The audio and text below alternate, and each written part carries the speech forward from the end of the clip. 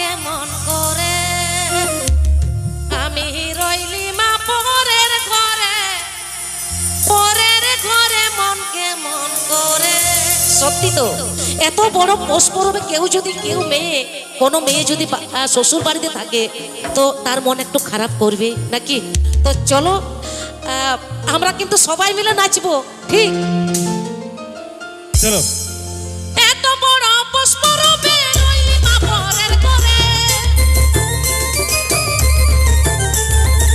এত বড় পৌষ পরবে রইলি মা পরের ঘরে, পরের ঘরে মন কেমন করে আমি রইলি মা পরের ঘরে, রইলি মা পরের ঘরে, পরের ঘরে মন কেমন করে।